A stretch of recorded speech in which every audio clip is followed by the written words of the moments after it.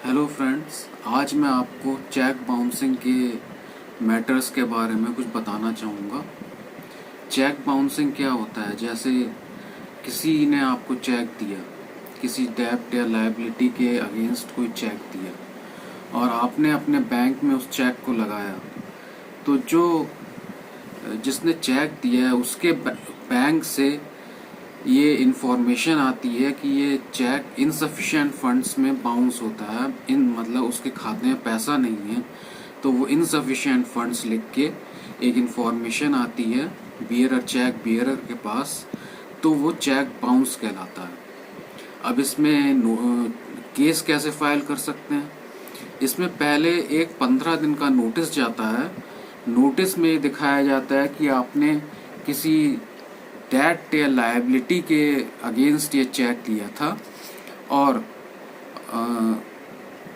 ये जो है बाउंस हो गया है और ये इसकी इनसफिशिएंट फंड्स लिख कर आया है।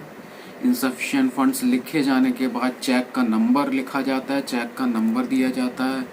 चेक का नंबर देने के बाद उसमें ये 138/142 निगोशिएबल इंस्ट्रूमेंट्स एक्ट में ये ये नोटिस भेजा जाता है। उसके बाद 15 दिन के नोटिस के बाद ये देखा जाता है कि केस कब फाइल करना है। केस फाइल होता है 15 दिन का समय गुजर जाने के 1 महीने के अंदर केस फाइल करना पड़ता है। यानी चेक बाउंस जब होता है उसके बाद आपको 45 दिन का समय मिल जाता है केस फाइल करने के बाद। इसमें दोस्तों ये ध्यान रखने की चीज़ है कि पहले जो है जब चेक की वैलिडिटी होती थी 6 महीने होती थी, अब घटाकर बहुत से बैंकों ने 3 महीने कर दी है। तो वो देखना पड़ेगा कि ये 3 महीने के अंदर आपको चेक लगाना है या 6 महीने के अंदर। अच्छा, अब आगे बढ़ते हैं।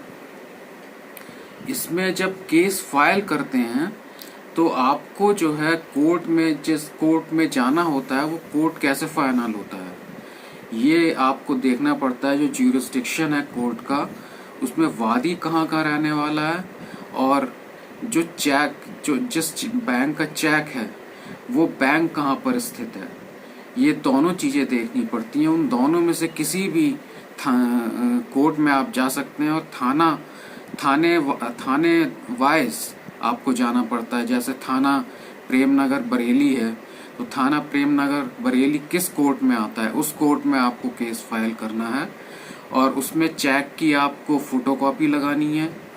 और उसके बाद क्या होता है, उसके बाद उसमें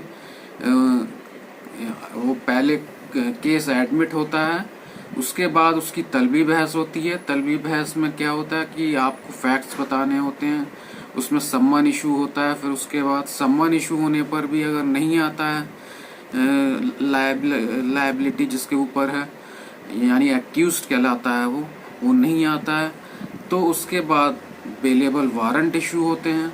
बेलेबल वारंट इशू होने के बाद भी अगर वो नहीं आता है तो नॉन बेलेबल वारंट इशू होते हैं। इसमें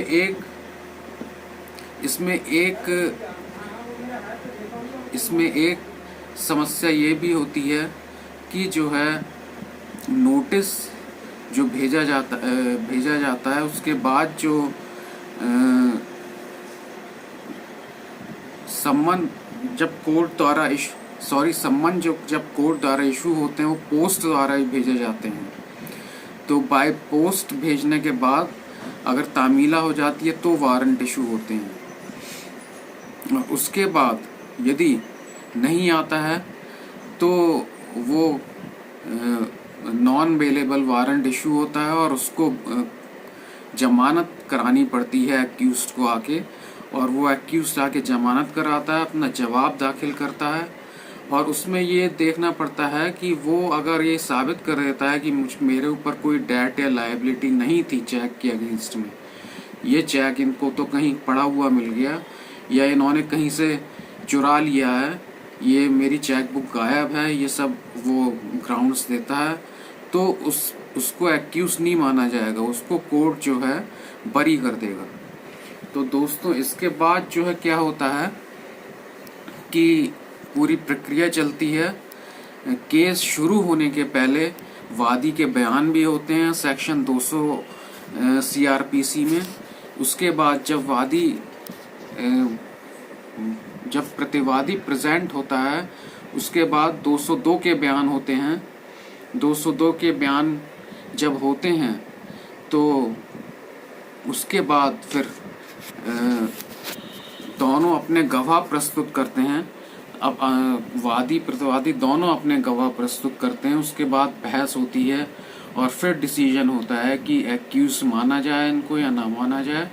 फिर उसके बाद जो है उसकी सज़ा क्या होती है दोस्तों। सज़ा क्या होती है, एक सेक्शन 138 में चेक के दुगने की राशि या 2 साल की जेल की सज़ा या दोनों हो सकती हैं इसमें से।